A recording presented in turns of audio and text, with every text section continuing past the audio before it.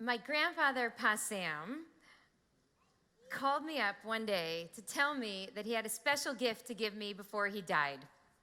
You know, he said, I'm not going to be around forever. He was 92 years old at the time. Wow, I thought, between David and me, we've got 13 years of graduate school. Pa Sam's about to pay off our grad school debt. I could barely believe it.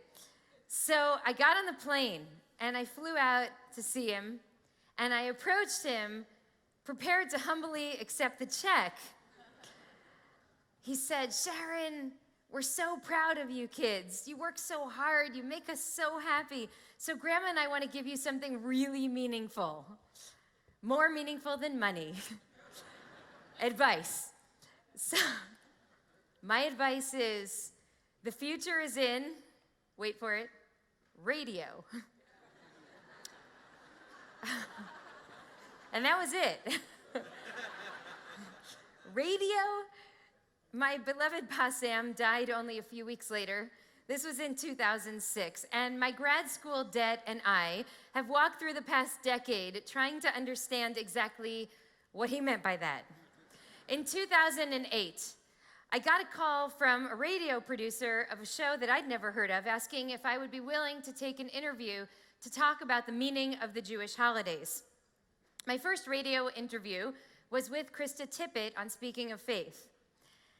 Incidentally, NPR has insisted on rebroadcasting this interview over the course of the next many years as High Holy Days approach, even though it was my first radio interview, so I really sound like a middle schooler on Red Bull. I'm talking 200 words a minute. And I have begged them to let me re-record this session now that I know what a big deal it is to talk to Krista Tippett, whose other guests included the Dalai Lama, and Thich Nhat Hanh and Maya Angelou. And now that I've learned to take occasional breaths between sentences. But every year, when that broadcast replays, I get emails and calls from Jews in Alaska and from Christians, lots of Christians around the country, from Vermont to New Mexico to Iowa, and one wonderful pastor from Billings, Montana, who says that he's inspired by how stubborn I am. To which I said, thank you very much. Could you please forward that to my family? He wants me to know that there will always be one Christian pastor who regularly prays for me and roots for me and gives thanks to God for me.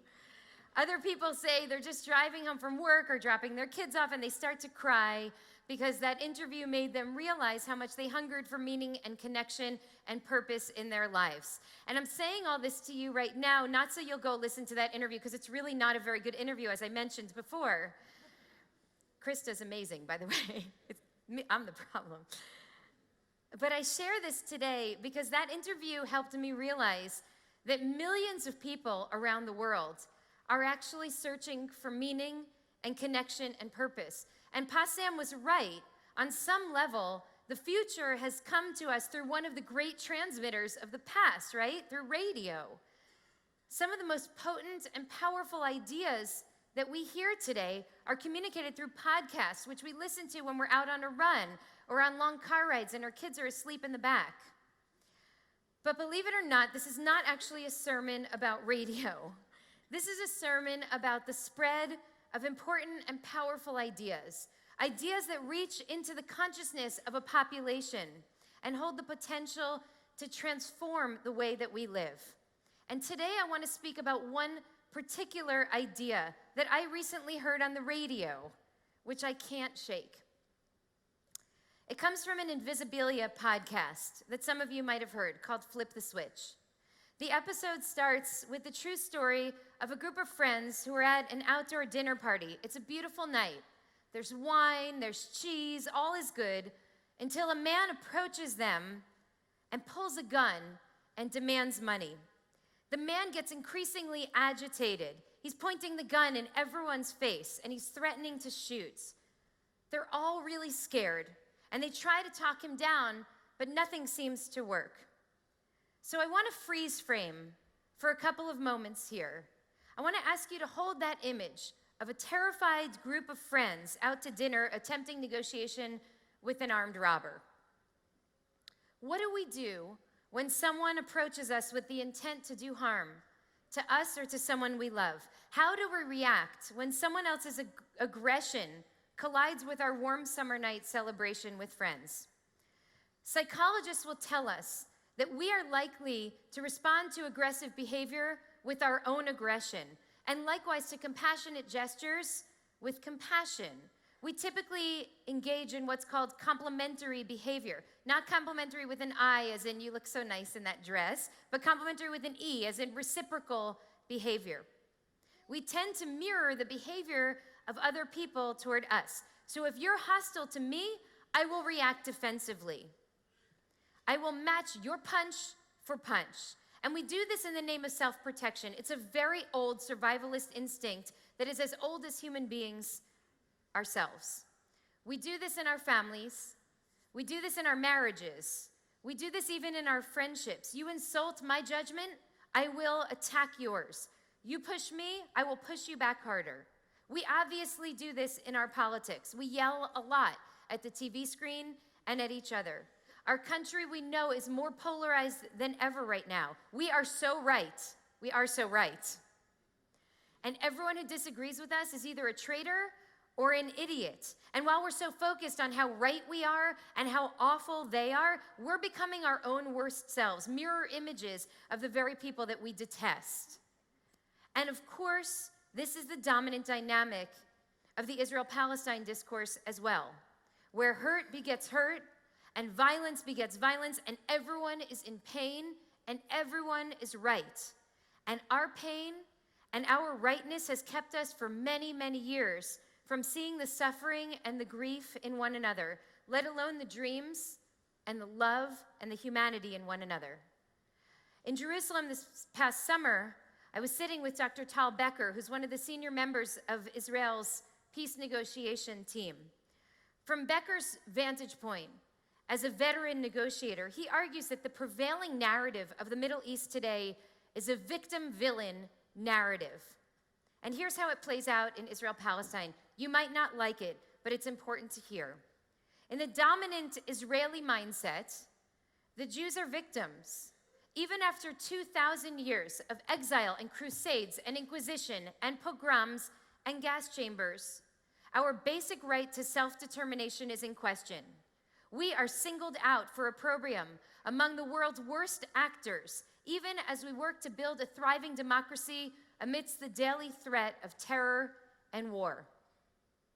And at exactly the same time, right next door, the dominant Palestinian mindset is also a victim-villain narrative. Only this time the roles are reversed.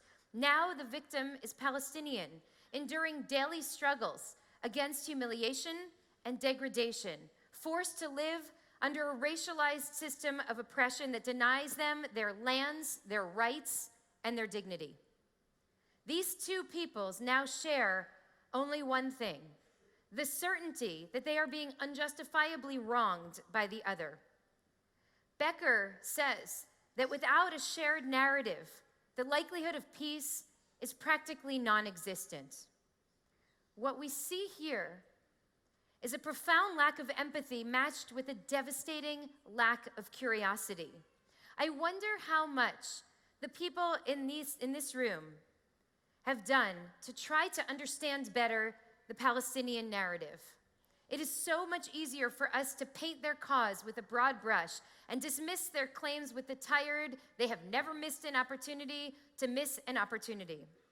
And I wonder how much pro-Palestine activists have tried to understand why we, the Jews, we who strive to see God's image in human beings and fight for justice on our streets, persist in holding a deep and inviolable connection to Israel. Any of these basic curiosities would break the victim-villain construct, giving us a chance to actually work together toward a just and fair resolution.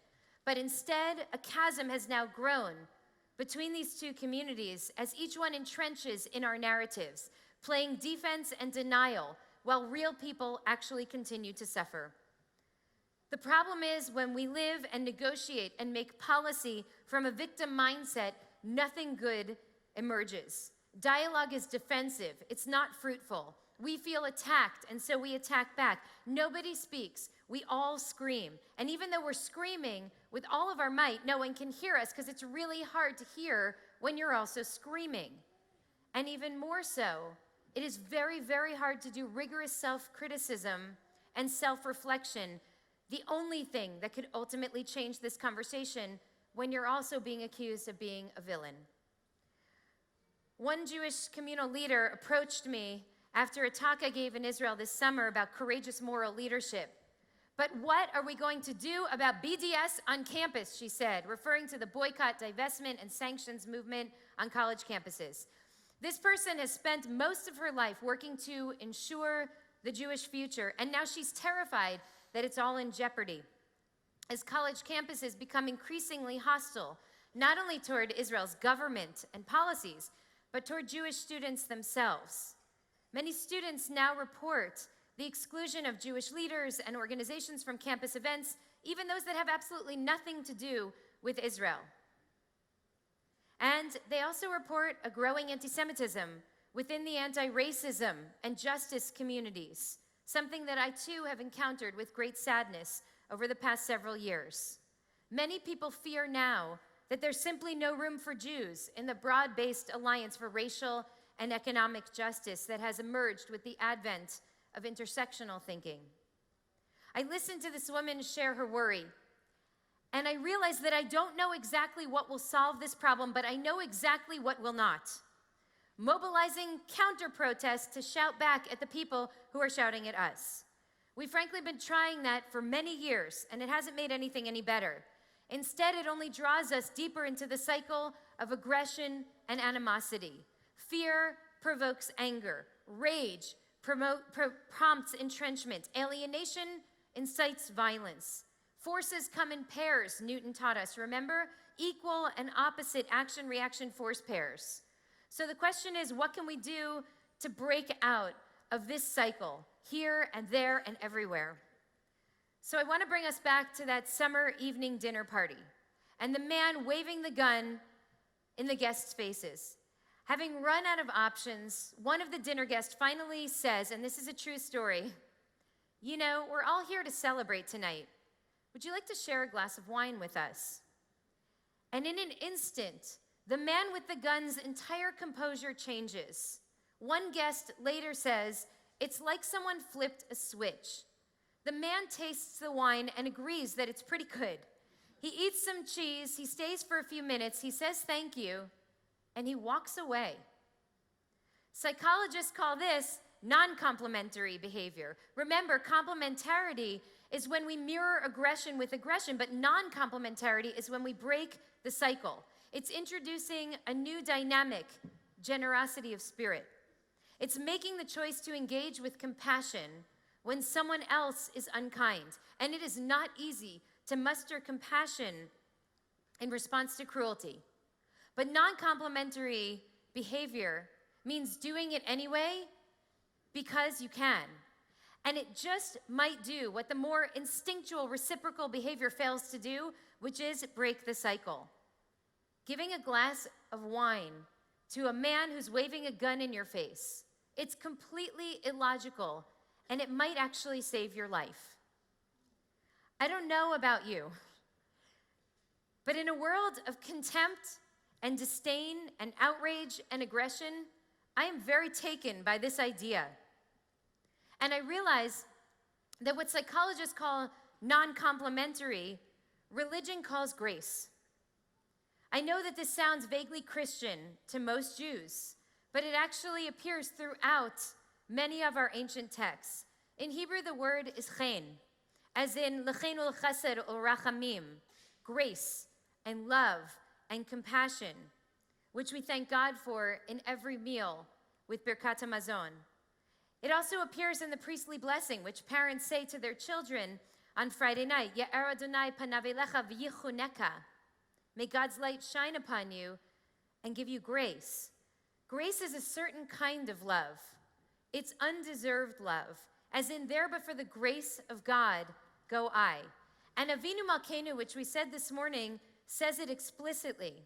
Avinu Malkeinu, chonenu va'anenu, ki ein banu masim. Be gracious to us and answer us, even though we have done absolutely nothing to merit it?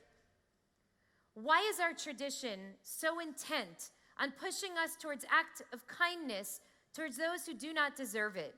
This feels worse than counterintuitive. It seems almost self-destructive. Nobody wants to be taken advantage of. Nobody wants to be a fool. I can think of at least 4 good reasons why grace might be the answer. First, we're called to act with grace because we know that we too often do not deserve it, but it's someone else's act of grace, whether God or human, that saved us. And so treating another person with undeserved kindness is a kind of repaying of the debt. Or perhaps it's because we know that hate, even when that hate is well-deserved, hurts us as much as it hurts our enemy. Martin Luther King once gave a sermon called Loving Your Enemies, and he said, we usually think about what hate does for the one who is hated. But even more tragic, even more ruinous and injurious is what hate does to the one who hates. You can't see straight when you hate. You can't walk straight when you hate. You can't stand upright. Your vision is distorted. That's what hate does. Hate destroys the very structure of the personality of the hater. And we have all experienced that kind of hate. We're so hurt and we are so consumed that we can't focus on work or on our kids. We can't sleep. We hold the hate in our throats. What would we give for a release valve to be able to let go of that? We know that all the grace in the world might not work to change the dynamic, but even if my kindness is rejected and you persist in your cruelty, even if I can't change you, I will always know that grace has kept your cruelty from changing me. Third, maybe we're called to grace because this is precisely what gives us back our agency when so much has been taken from us by someone else's acts of cruelty. I think often of Viktor Frankl, who wrote about the inner freedom that persisted even in the death camps, where he remembers seeing men who would overcome their own hunger and exhaustion at the end of the day to go through the barracks and huts, offering comfort to other prisoners and crumbs. They had been deprived and denied of everything, but they held on to what Frankl calls the last of the human freedoms, to choose one's own attitude in any given set of circumstances, to choose one's own way. And so we act with grace because we can, because the gift and the privilege and the burden of being alive is that we get to write this one part of our stories. Finally, maybe grace is the answer, because when everything else has failed, it just might work.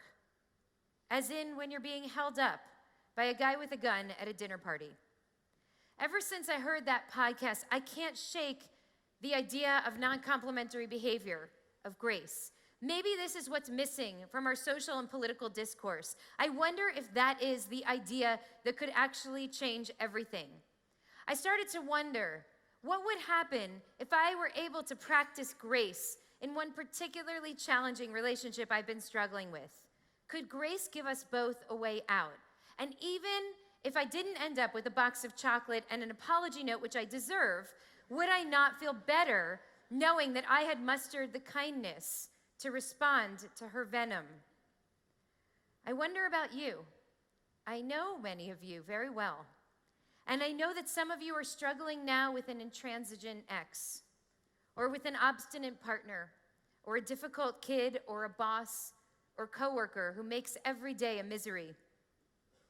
What would happen if you were to shock them with a gentle word or a gesture when they're expecting harshness from you because harshness is what they have given?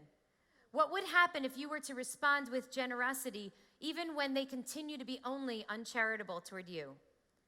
I believe that grace might give us a way out. It might let us flip the switch. Our challenge is to muster the strength to do something so counter-instinctual as repaying hostility with kindness. One way that we can get there is to train the heart to look beneath a person's behavior, aggressive and unkind as it is, and strive to see a hint of his humanity. Let me give you an example. George Orwell was enlisted as a soldier in the Spanish Civil War in the 30s. His commander positioned him on a certain strategic perch and ordered him to shoot at any enemy troops that might come within sight. And so he crouched and he waited until he finally saw an enemy troop jump out of the trenches and run in full view. Orwell is about to shoot, and then he notices that this man is holding up his pants with both of his hands as he runs. And suddenly, he can't shoot. He later explained, "I had come here to shoot at fascists, but a man who is holding up his trousers is not a fascist. He is visibly a fellow creature, not at all unlike me, and you just don't feel like shooting at a fellow creature." Something so small as a broken belt awakened Orwell to the humanity of his enemy. Once we're able to see that the other is in some ways like us, whether holding fear or trousers, that could change everything. That might make us really bad soldiers, but it would make us really good, strong human beings.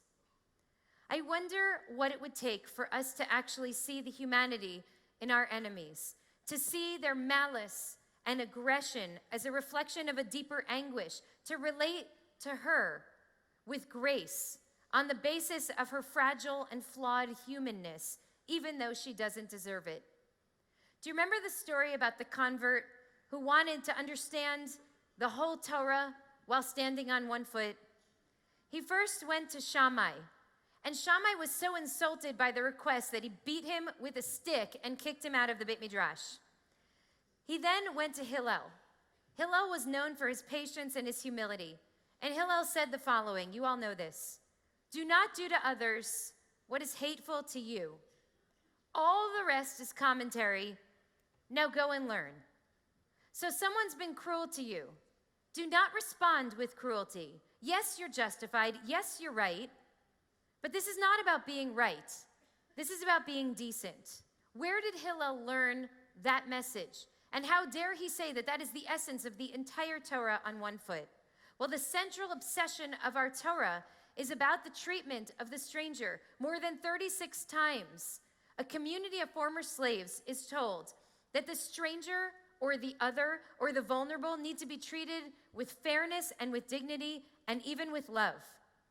The treatment of the stranger offers these newly freed slaves the spiritual mechanism to flip the switch, to create a counterculture, a society that's actually built on values, not imprisoned by the gravitational pull of someone else's bad behavior on us. Look, first and foremost, for the humanity in the other, our Torah tells us, precisely because nobody looked for it in you. The Torah is commanding us to engage in radical, ongoing, universalized manifestations of grace. Over the course of thousands of years, our people has been diminished and denied and humiliated and betrayed. We deserve to be angry and insular and self-protective and cruel. Wouldn't we be justified on some deep moral level to never lift another finger for another human being after all that has been done to us over the years? You bet we have a right. And yet that is not who we are called to be in the world. Again and again and again, the Torah tells us, you were a slave in Egypt. Do you not remember? You know what it's like to be the one who no one will do business with, who no one will sell a house to. You know what it's like to have the kid who no one will sit with on the bus. And all you want, once you own your own bus and have your own neighborhood or your own business network, is to respond to an angry world with your own justifiable anger. And yet you must not. Because you were hated, you are now called to love. Because you were ignored, you are now commanded, lo tuchal lehitalem. Do not hide. Do not remain indifferent. This doesn't apply only to our family and to our friends and our business associates, but even to our enemies. As Ramban said, remember the bond of humanity between you. Move beyond the hatred. No amount of money, no level of achievement, no political or social comfort, no gated communities, no Ivy League degrees or fancy titles will obviate this one core promise, which our people made at Sinai 3,000 years ago. Va'atem yadatem et nefesh hager, ki gerim heitem be'eretz Mitzrayim. You know the soul of the stranger, for you were strangers in Egypt. You must not treat another with disdain or indifference or cruelty the way we were treated. This is not only our origin story, this is our core commitment and our driving ethos as a people. Today, on Yom Kippur, I want to invite us to take hold of our fear and our pain and our victimhood and our rightness and flip the switch. Instead of perpetuating this destructive cycle, engage in an act of grace. Not necessarily because the person or people opposing us deserve it, they probably do not, but because our world is aching. And while answering hostility with hostility might feel right, we know that nothing will change or heal or grow if we do not change the script. You were a slave in Egypt. Now you are called to respond to the harshness of this world with a little tenderness. I am talking about grace as a spiritual practice. Today, when you leave this room, what would happen if you answered nastiness with kindness and understanding? If you answered anger with calm and hate with chesed, with love? Grace doesn't mean giving up who we are.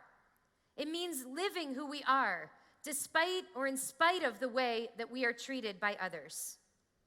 I want to close with two quick stories about grace in action. I spoke with our dear Rabbi Oliver Joseph just before Rosh Hashanah, our former IKAR rabbinic intern. He now lives in London. How is it there, Oliver? I asked him. I've been reading a lot about a growing anti-Semitism in the Labour Party, about all this political turmoil with Brexit, and now the emergence of a new alt-right, much like what we have here. And Oliver said this: "It is not the easiest time to be a Jew in Britain." "So how are you handling it?" I asked him.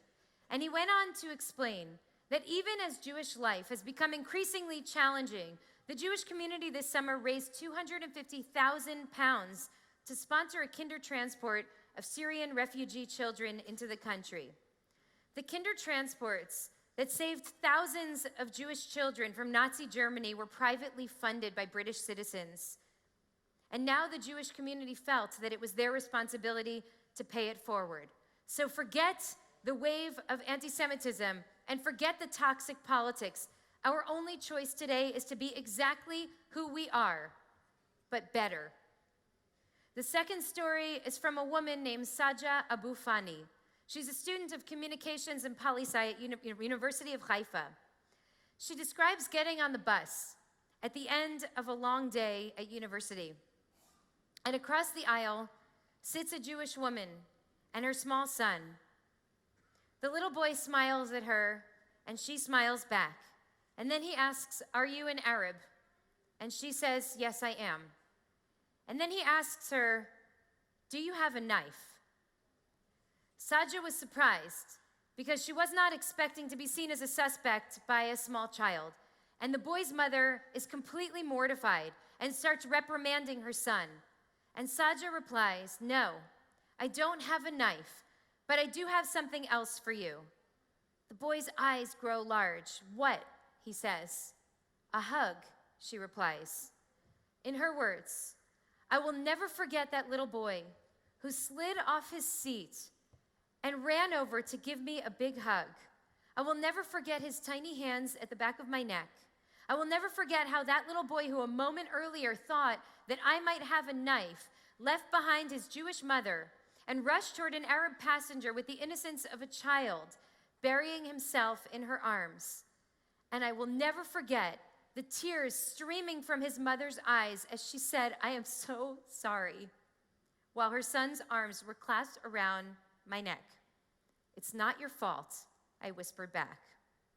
That is the power of non-complementary behavior. That is grace. That is what all of this praying and fasting and reflecting is here for, to remind us that while there is so much that we cannot control in our lives and in our world, we can always choose grace. So thank you, Pasam. I'm 40-something now. And I'm still paying off my grad school debt. But you were so right about radio. Gamar Chatima Tova.